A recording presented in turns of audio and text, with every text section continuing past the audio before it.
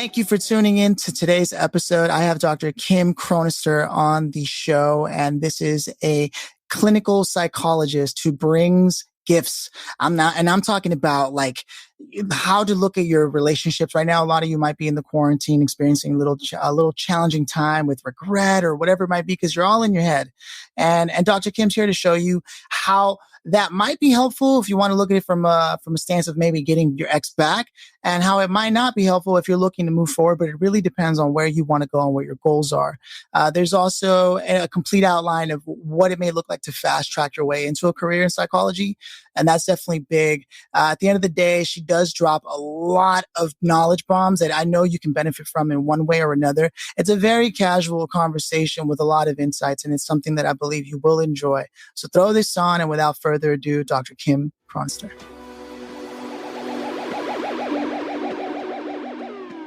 Dr. Kim Chronister, thank you for joining the show. It's super exciting because, number one, I'm trying to get more women onto the show in general. It needs to happen.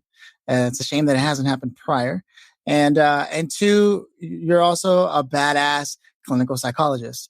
It seems like you've even published a book, and you stay busy on practice. And I think recently you were on Russian TV even. I was, yeah. It's so good to be on with you. Yeah, definitely. I do a couple different things, but I try to stay stimulated for sure. Okay. What was the Russian TV thing about, if you don't mind me asking? It's just kind of cool. You know, it's so funny. I've been on TV a few times, and I just consider like media like my hobby. It's something like a creative outlet that I don't always get to be creative with therapy. But the first time I was ever on TV was Russian TV. So some people don't know that. But yeah, recently they asked me to be on again, which is hilarious. But, you know, it was newsworthy. It was stimulating. So I didn't mind it. I liked it a lot. Yeah. Is that your background? Do you speak Russian, or is that? No, but I'm sure people were like, where is she from? No, I don't speak Russian. Okay. No. I mean, my ancestors are from Germany and Ireland and England. Okay. But definitely do not speak Russian now. No. Okay. Wish I did. So you okay. So wouldn't mind it. Yeah, no, that would be kind of cool. That would, what is it called? There's a Pimsleur. Have you ever heard of Pimsleur? The Pimsleur method? Yeah. Great language learning. That's how I learned. I already knew how to read and write in Korean, but then I learned Pimsleur method. Yeah. I'm not like advanced or anything, but I had a bunch of friends, and then I just wanted to work on it. And so it helps with the pronunciation. Yeah, I know a lot of Spanish just because we're out here in California. Right. I wish I knew. Okay. So tell me, how has your practice changed since the COVID started? I like I said, I do a lot of different things. So basically what's happened is like the clients that have been seeing me for a long time, they were already comfortable with like phone sessions or video sessions. So I got really lucky and they're in their 20s, the ones that I've seen for a long time.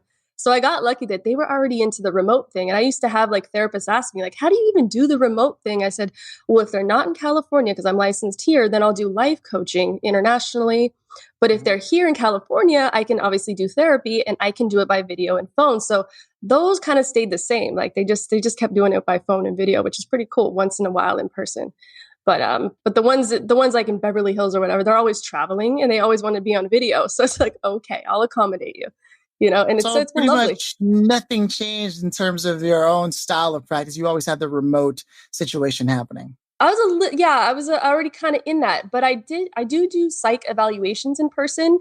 And right now I still think it's really more efficacious to do it in person, because you really get to read like the entire body language, and it's just something so more tangible by being in person with them. So for those evaluations, now I get to go back. So I was off of those for a couple of months. Okay. No, see that hits a little different because to say efficacious, like, okay, so now you're kicking some terminology around, and that's cool, because what I want to know is, did you always want to be a psychologist? You know what? I didn't. But I'll say like early on, my dad was a business owner. My mom helped build that business. It was actually a contracting plumbing business. It's still pretty big today, but local. And my dad would not allow me to work in that business. And he just said, you have to go to college, which I have different viewpoints on that now too. But he said, you absolutely have to do what you're passionate about. So my mom was a sociologist, basically. She had a sociology degree. And so when I got into the entertainment industry, I thought I wanted to be in marketing and business. So I was almost done with my business degree. when it shifted, I actually went on a trip and I thought, I want to do something more philanthropic, like something that touches people a little deeper. Although now looking back, the entertainment industry, they do inspire people with films. I just didn't have that frame of reference yet. Like Mm, I didn't know how the creative arts actually impacted people's lives back then. I thought I had to be like hands-on, doing therapy, something like that. But I also didn't want to have to deal with the glass ceiling. And I did feel like there was going to be a little bit of that. There's some nepotism in Hollywood, and in corporations in general, and that's normal. I mean, it happens; it's typical. But I wanted to be able to own my own business and be a little bit more philanthropic, like help others. So that's how I decided to be a psychologist. So I shifted when I was almost done with my business degree into psychology, and never looked back. no, I mean, it makes a lot of sense. There's, longtime film families like the Barrymores, For Gyllenhaals. sure. Yeah, and they Uh, and they earn those spots. So I sure. get it. I get it, totally get that. Sure. No, that's cool though that it switched over because most people think that their success is supposed to be a linear line, but Yeah, it could change. It could change tomorrow. definitely. But it's stimulating to change your careers too. Like a lot of research studies show like people change their careers like on typical like 8 times on average. So Really? yeah, that's a lot. Yeah, that's a lot. So it's definitely more stimulating to be able to do that. But when you're in psychology, you can work different realms. Like you can work in a rehab 1 year, and then the next year private practice, and then and next year is like primary mental health. So you're dealing with schizophrenic Yeah. people with severe mood disorders. And as scary as that might sound, it's actually really stimulating. It's very educational, and it can really, really inspire you. So just all these different realms, you're really never bored as long as you don't stay stagnant and you're always trying to learn some new kind of niche. I mean, yeah, it takes a long time because you're basically on a doctor level. So it does take a lot of school to get to that level, right? To be a It did. clinical I psychologist. think I could have been like a career college person, like as I seriously like I love school, like I don't mind it. I'm still reading. I'm still listening to podcasts every day. Always on YouTube. I like to actually learn to provide content. So that's a big thing that inspires me is that I like to make content because I like to learn. Prior, whether it's my experiences or just reading that week. I can So relate. I'm always learning. Yeah, I'm always learning. So I could have been like in school forever. So I really didn't mind the years of it, but certainly it was good to start making money. Absolutely. Because you do intern for Yeah, free for a couple years. It's I did. rough, I but heard about that. Yeah. Okay. yeah. So would you looking back, would you actually recommend someone to take to take the career of being a psychologist or like, cause you have a different vantage point now than you did then. Cause you You said know, yourself, uh-huh. go I ahead. No, go do ahead. I have a lot of people that ask me about that career. Like they find it fascinating and they're not wrong. Um, because you're constantly helping other people, but during the process you're really growing, within, and you're really developing yourself. And if you're not constantly working on self development, you can feel it in your practice. You can feel it in the work with clients. Oh, Like I constantly want to make myself as centered as possible, as educated as possible. They inspire me to continue growing because they can feel it. They can feel when your energy is off. Like it's just, you have to, it's kind of like a massage therapist as far as energy. Like people can really feel when you're off. So you have to constantly work on your self care, constantly educate yourself. So for those reasons, and the fact that you can change niche, anytime you want, as long as you do the study, the research on it, for those reasons, I think it's extremely beneficial to yourself to be in that career because you can constantly work on self development. I mean, yeah, it's a little known secret of mine for anyone who's close to me that I actually had considered that for a long time. Problem was, I'm not I surprised. Okay. I didn't go to school. I didn't go to school only because it's like this long chain of like how hard it was to even try to get Totally. financial aid. And Yeah. so at some point, I was like, I'm either going to continue struggling trying to get the office to help me go to school, or I can just Yep. get a job and figure it out. But it's Yeah. never left my mind, including reading work on like Adlerian psychology is huge for me. Oh, that's Um, excellent. Love that, Adler. yeah, Yeah. yeah. Uh, It's a little different because most of what he did wasn't documented. It was like, it was very loose. It wasn't very nice. formulaic. Yeah. Yeah, that's So, very so cool.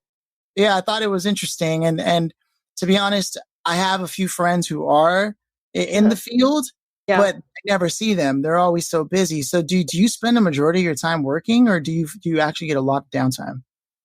I don't. So the thing is with people, I think in this realm, especially if they like you probably you like business and you like psychology. For people like us, I don't think that there's a lot of downtime really Yeah. because you're always actively learning. Like in your off Yeah. time, you're either creating content or you're learning about something new and you're doing that. That's your fun time. So I had actually had a mentor back in the day and they asked her, how do you do the media stuff and do psychology and teach, do all these things? She said, this is back in the day, but she said, I never kick it, which is so interesting. Like, not that that's the healthiest, but she does relax. You know what I mean? But what she means is that she uses her downtime to educate herself, add value to others, build content, build relationships, network, fly around the world, to learn about herself and about other people. So she never kicks it. And then I can understand that because in my downtime, I'm trying to do the same thing, stimulate my mind, figure out what kind of value I can add and do creative projects, whatever that is. And that typically just falls in the category of like trying to inspire other people to live their best lives.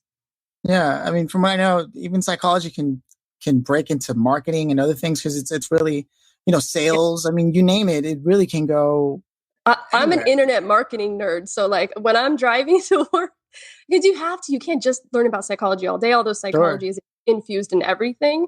And it's certainly infused in marketing. But like I'm a definite internet marketing nerd. Like I love like Facebook advertising and Yeah. Gary Vee and just everything. Yeah. Like Yeah. I'm into all of it. And I do obviously there's psych weaved into it and I like to like pull those things out when I'm listening. But yeah, you have to stay It intrigued sounds like basically. there's a lot of flexibility having a career as a psychologist if you do it right. Yeah, Uh, I'm not a big fan of people know me that I'm not really into authority. So I pretty much have to do my own thing. And my parents were the same way. Like they were business owners. So I'm just used to like, take it on, get it done yourself. You I know what I mean? struggle with the same thing. Yeah, Yeah. I'm not surprised. Yeah. So, cause I've listened to a couple episodes. But it's a good thing. You want to have your own business. You want to, empower yourself. And if you don't, at least you have a position where you're respected. And so when Yeah. you're coming to the table with new ideas, you're feeling like you are autonomous in a sense. You feel like your ideas, your creative ideas are heard, like say if you're like a rehab director or residential director, whatever. And that's gonna kind of the same feeling is that you're able to be creative and that people are respecting your ideas. So whether we're entrepreneurs or we're just like, or we're directors or whatever it is, same sentiment is that we're kind of being able to take charge in I feel our like own way you're to mapping my create something. mind. Yeah, Oh, no, no, I get yeah. it. I actually am curious, given the way that the world is turned, do you find that there's a trend with more and more people who turn to you speaking about their mental health and how troubling it is to have to be indoors all day these days? They really do. And it's, gosh, it's CEOs, it's attorneys. I mean, there's so many different worlds of people that I've talked to, and a lot of them aren't even my clients. But what is good for everybody to know is that there's been absolute irritability across the board. That's, I think, a daily task. You have to take that one. You really do have to take a day at a time because it's so easy to be irritable now. Some people are walking around and they'll tell me that they feel kind of half dead or zombie like. They feel like their worldview has shifted. And, it's so interesting. Like something that I read about the Holocaust back in the day is that the ones that survived were really the ones that were mentally resilient. And they would say, like, you can't take my mind from me. That's the one thing you can't take. And as much as that's tough to do and our environment challenges us, I really live by that because nobody can take my peace from me. And it's my job to work at it every day, despite what's going on in the environment. So it's almost like we have to be soldiers, like training our brain, like, hey, we need to be in the moment. We need to do everything we can for self-care, not neglect it, keep learning, keep reading, build that resiliency. And it feels like work, but can also be a lot of fun. A lot of being in the moment is being fun. Like I was driving down back to my house today and my shoulders were tense and I was like rushing and I was excited. Like I was rushing to do whatever I needed to do. But I was like, be in the moment, relax your shoulders, enjoy the music. Like you need to be in the moment because this is our life. And we have to really enjoy and take whatever we can from it. Not overly, satiated, but we need to really be in the moment while still being obviously, cognizant of what we need to do. Wow, that reminds me of Viktor Frankl's Man's Search for Meaning, and Yeah, sort of exactly. Yeah, yeah, exactly. speaks to Exactly. that moment. And I Yes, remember, exactly. yeah, it talks That's about so how cool. all these soldiers might be more. more liberated than I am, but they don't That's have right. more freedom because mentally Right. he already saw himself teaching the classes that he did eventually go on to teach. That's right. So Brilliant. Yep. You hit I'm it. so You hit it glad on you there. reminded me of that because I do feel part of the reason I left New York was because you had to spend a lot of time indoors in the winter. Yeah. And I'm not an outdoorsy person, but I love walking through the city, going to a cafe. It's just, Love that. so being indoors, even for myself, has definitely impacted the way I feel about things. Yeah. Um, and I know that it's also affected people's relationships. And given the book that you wrote, How to Get Your Ex Back and things of that nature, there's probably people right now regretting that they broke up or, not regretting it, but also Yeah. unhappy that they can't go find someone else. Oh, Um, completely. Yep. do you have any 2 cents on people on how they can change the way they view that? That's so funny. Like, second to irritability, what I'm seeing is people reaching out to people from their past. And for two reasons. One, because they have kind of like, they're taking kind of a more meta look on their life and they're looking for meaning and purpose. So who's important? Let me go ahead and touch base and see if should I reintegrate this person into my life? And that's really cool. The other reason is that they may not want exposure to new people, especially if they're single. But even if they're having relational issues, it's not atypical for people in relationships to revisit emotionally. And that doesn't mean they have to have an emotional affair, but they're going to revisit mentally, like who's from their past during this time. Why? Because maybe they're not as stimulated by their environment, and obviously they feel less free, especially during, the super quarantine period of time. But yes, what I'm seeing is that people are reaching out to their exes more often, and that has been across the board. And it's funny because I started writing this before quarantine. And then when Wow. that hit, it was like, wow, this is really pervasive. Like, this is something that is happening across the board. And to normalize it a little bit, it's not abnormal, like I said, to think about your ex, but you really want to obviously do enough for yourself so that you know that you're making the right choice to revisit that and that you're making the right choice to actually consider it, especially if you were the one taken for granted. Oh, right. Right. And there's probably people in a relationship right now taking each other for granted, having to be so close to each 100%. other. Definitely. They really, no, they really do. They do. And there's been a lot of beauty that's come out of this time too, because some have been forced to make good out of it, which has been cool. Some baby making has happened. Yeah. People have had kids during this time. That's really cool. But yeah, I mean, people take each other for granted and they even do it when they're about to break up with someone. And that's why I ask, if you're going to break up with someone, make sure you're thinking like 3 months out. Right now that person is really into you and you feel like you're bored of the situation or they're annoying or they're too needy, whatever it is. But make sure that you're actually projecting into the future before you make the decision. Because what I'm seeing is a lot of times people who do break up with that person, if the other person was a good person, will not be prepared for that new frame of reference of that person moving on. And that's why when I start working with people where their ex broke up with them, the ex starts getting confused and actually gets back into their emotions and sometimes feels it. There's so many different reasons for breakups. Sometimes it really was meant to be. But what I'm saying is that if the people are generally good people and they're still attracted to each other, there is a chance for the person that dumped the other person to start regretting it. And that only happens when there's a scarcity effect, which means the person takes themselves out of initiating contact and actually works extremely hard on themselves and their goals. That's huge. Yeah, yeah. I mean, in the past, I've been there. I know exactly what you're talking about. That Yeah, we moment. all have for sure. Yeah, yeah, yeah, yeah. If you've lived long enough, you've definitely been there. Exactly. Yep. And it's cool that Definitely.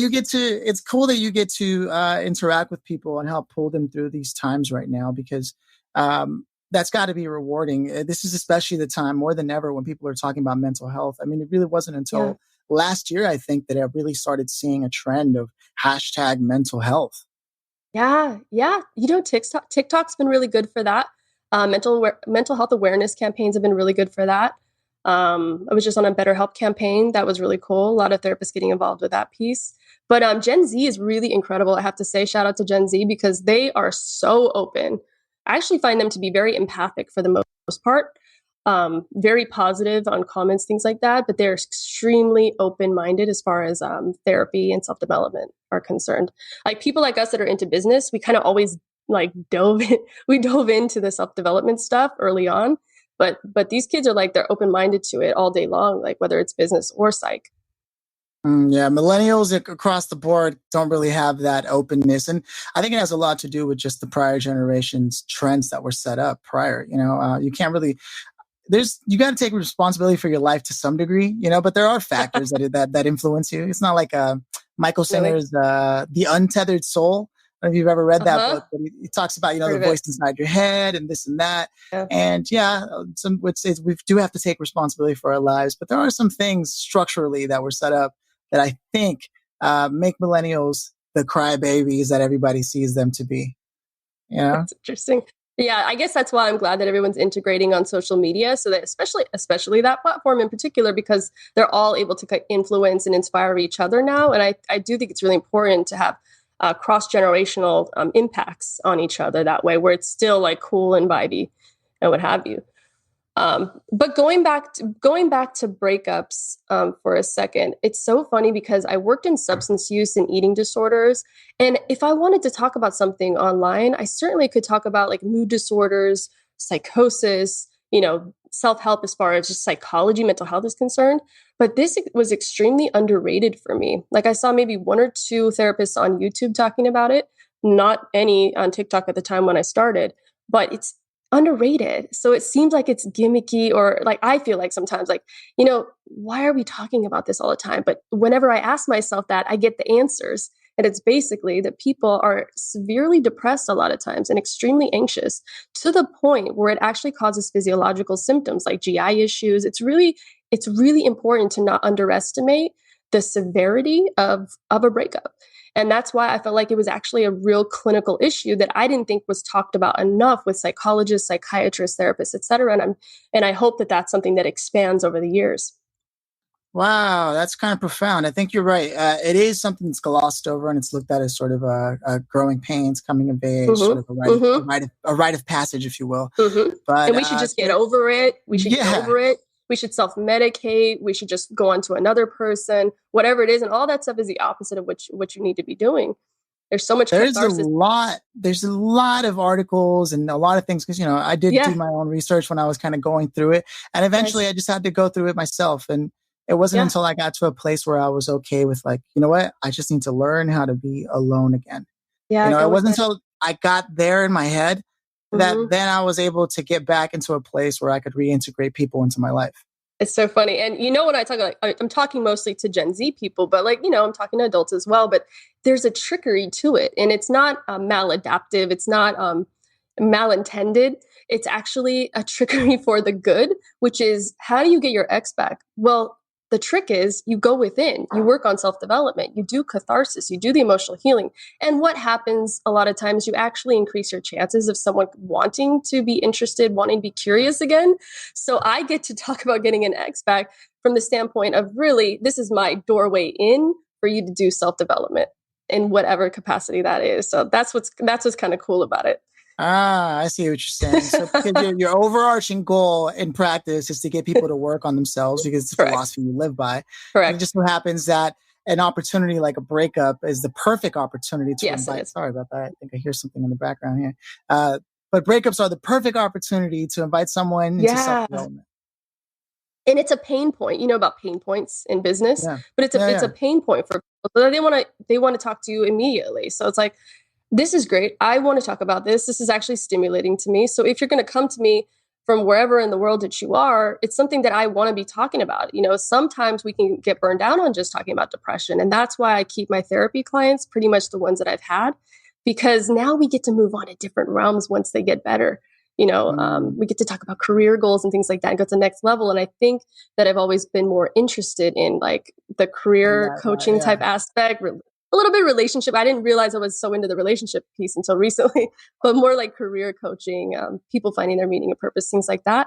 To me, that's really fascinating. So yeah, That that's brings me why to I my, kind of like, yeah, that yeah, brings me to my next point. Is there like a shorter path to becoming a clinical psychologist that most people don't know about? yeah, Like, looking back on it, sure. you might have gone, left, right, up, down before you finally found the Yeah. way over. Definitely. There is definitely a shorter path. There are a couple things you can do. You can be a marriage family therapist, where when you do your internship, so you're not doctoral level there. However, you can add on a doctoral degree, and there are some online PsyD degrees. Just depends if you want to be licensed in that. If you end up not wanting to be licensed, then that's just an extra 2 years online. Mine took the licensure, so that obviously takes longer. If you got licensed in marriage family therapy, that is a shorter path than becoming a psychologist. And I'll tell you what, they're extremely respected in the field. Relationships, in rehabs, there are a lot of directors that are MFTs. So MFT is a serious consideration, and it is also more affordable. So it's a more affordable path to be an MFT than a psychologist. For psychologists, you really have to pursue licensure to be a psychologist. So you get your bachelor's in psychology. That's 4 years, and then the minimum after that is 4 more years. So that would be a master's, doctoral combined. That's 4 years. Now that's a fast track to do it that way. If you need a PhD, that's 5 years. Yeah. So that's a fast track. That's a fastest track for psychologist is 8 years of school, and then about a year and a half of post training before you get licensed. Okay. Yeah. And then that year and a half post is paid, but 2 to 3 years before you get out of school is unpaid part-time internship. Before you get out of really, school, right? I mean, I was an entrepreneur, luckily, so I didn't mind it, but yeah, I mean, you can't work full time while you're doing doctoral. You have to at least maybe be an entrepreneur. No. So that's cool. Or just get a loan. They get loans too. I mean, and they pay off. I'm not going to say, I will say this career does pay off. So for many reasons, I do recommend it when people ask me. It's not like people who end up getting a law degree, but then they realize in LA and New York, there's so many lawyers that. Ooh. I didn't really realize that. I mean, I deal with attorneys, but we don't really talk money like that usually. Once in a while, but yeah, that's so true. It's so oversaturated. There's always a way. Not the same with psychology degrees. Is there so many in LA and New York? I mean, I have to say, like, I like the word, so I'll use the word. I think like I'm more of a hustler, like as far as like I'm a business hustler. So like I'm not going to see the competition. Yeah, exactly. I don't believe in scarcity mindset. I believe there's always an angle. There's always a way to make more money as long as you're adding value and you're doing it with a lot of integrity. I don't know about doing it with a lack of integrity. I think that's a short-term gain, but being a psychologist, not a lot of ways to be shady really anyway. So that's nice. Yeah. But yes, I feel like I'm a hustler. So I can't really speak to like, you have to have a grind about you. You have to be willing to work harder. You can also work smarter. You can definitely work from home. You can have people work under you with your license, which is nice. There's a lot of ways to actually like work the system basically, which is all obviously ethical and legal and above board. Right. Okay. Yeah, no. Yeah, because I do know that there are some people who complain that like, and this is on the consumer side, that sometimes they don't believe the psychologist is actually out to help them. They want to run the clock. And I know that a lot of people actually, there have been terrible experiences, but it sounds like you want to get people out of that realm of feeling bad as soon as possible to then focus on better things, because even for yourself, you don't see any point in keeping someone there. That's so cool that you picked up on that. Do you know where that came from? Well, I mean, it came from, like, I always had a lot of empathy despite like being business minded. Like I'm too nice sometimes, obviously. That's been like a thing I've had to work on in my life. But yeah, like it's a good problem. I call them nice people problems. I actually only like to work with people with nice people problems. People have been dumped or people that don't need to work on a career. But I was a personal trainer when I was working my way through school. And I believed that I did not want them to be dependent on me. What I wanted, and what actually the research shows is more effective, is to teach them how to train. And I wanted to make sure that they were not amotivated, so they were motivated on their own intrinsically, meaning it felt good to train, not because someone's saying, yay, go ahead, do 2 more. I wanted them to learn how to train their body at minimum and also be motivated. And I did some research about exercise motivation back in the day, but like, that's the same thing with therapy. I don't want them to be dependent on me. I will be there for them, and I'll try to be there for them for almost life, or hopefully life. But that's not the goal for me. The goal is that they learn so much about themselves and they have so many tools that I am just another resource for them, and the quicker they feel better, the better I feel like they are. So they're not so dependent. I'm not going to create a codependent relationship. There's something was just triggered where you spoke about the difference between a motivation and intrinsic motivation. And how do you spot that? Because right now, given the quarantine and everybody at home and indoors, it's probably hard to find motivation for a lot of people. And this is a time when all those external forces that used to keep you going, oh, it's my coworkers, this or this, that, they're probably not around anymore. So how do you, what's one way someone can tell the difference between the fact that they've been amotivated or intrinsically motivated, and how can they get to one or the other? Yeah. So when you are, it's like when you're little, when you're intrinsically motivated, you feel good inside by getting a good grade or by, doing practice that day for a sport. Like you feel it. Now, does it have to be usually like preempted by a parent saying good job, like you did good, or maybe a coach or whoever's around you? Absolutely. That's how we can develop it. But money can be a way to be like, extrinsically motivated. A partner that just happens to be positive, that partner for the moment, can motivate you for that moment, or something brief, like a vacation, something like that. And that's fine. We use those kind of as a fuel. And I like those a lot, and especially if it's quarterly. Like research shows that if you're going on a vacation like every 3 months, that's actually enough to like fuel the motivation to keep going. So it's Ah, really nice to plan something every 2 to 3 months, actually, is what the studies showed. So how do we do that? We just basically want to be able to feel like we want to do it, but it's also going back to that resilience and thing that we talked about earlier. If you feel like the world is shifted and that there's no hope, there's no way you're going to be intrinsically motivated. That's why the ah, first step is to do little things to feel the sunshine again, and I mean that figuratively, like little things like maybe you needed to get a car wash that day, or maybe you needed to get your nails on that day, or maybe you needed to read an entire book, or whatever you need to do to feel like there's hope, that like things are possible. You don't have to be stagnant, that your environment doesn't have to shape you. You are free. That's where you start. And then you do the little things like self-care to start putting you in that momentum, that space to want to take care of yourself or your mental health or your physical health, or what have you. that's cool. I think that's going to be the name of this episode. The first step is sunshine, because it's true. Love Uh, that. It's so it's not true. overly positive, but I can see how you first have to be in the right state of mind before Yeah. anything else can be accomplished, because otherwise your mind won't allow you to accomplish anything. Yeah, and sometimes like after a breakup, let's say people will get into like a boot camp situation, and even that routine can help them as well. And in that case, you're using extrinsic motivation because you've got a trainer and you've got a friend that's motivating you. Hey, let's go do this. Now that physiological shift and that routine shift can be enough to kick in an antidepressant effect, and you might actually need that to see a little bit of sunshine, I because was that car just going to wash or those say, nails aren't going to be enough. So now you yeah. need like physiological shift is going to shift the psychological piece. So you just have to always think and work at it. Like, what do I need today that's different? And psychologists are doing that with themselves every day. Hopefully, at least weekly they Yeah, are. I know that for sure. practicing what they preach, right? Yeah.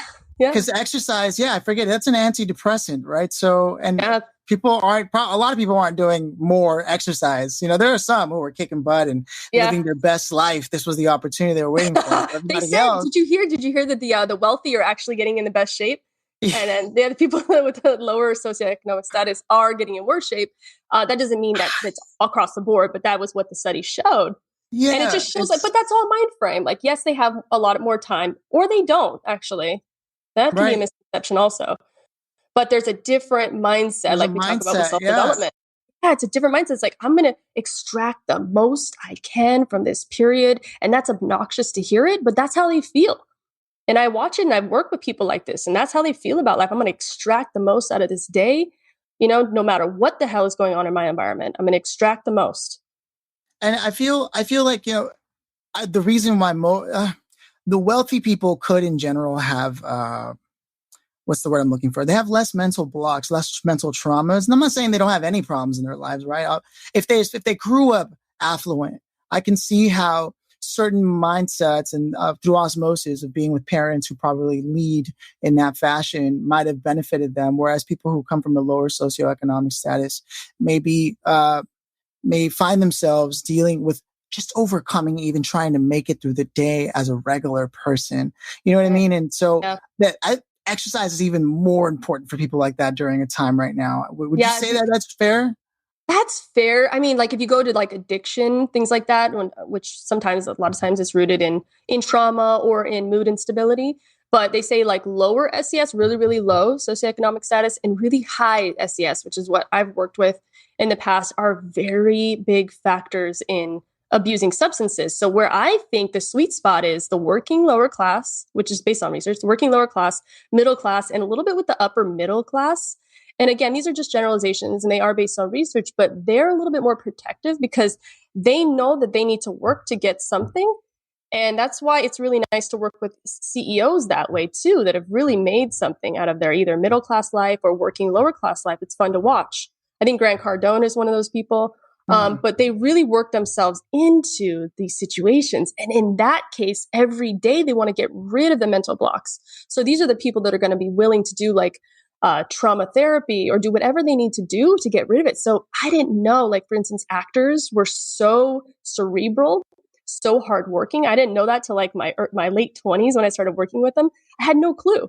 So all these people that are like self-made millionaires, actors, musicians, like they worked their asses off. I did not know this, but they really had to make something. Well, they wanted to, and they were driven, but they were willing to work on the mental blocks, like you said, on a daily or weekly basis to get there. Because there's a lot of rejection in both of those realms.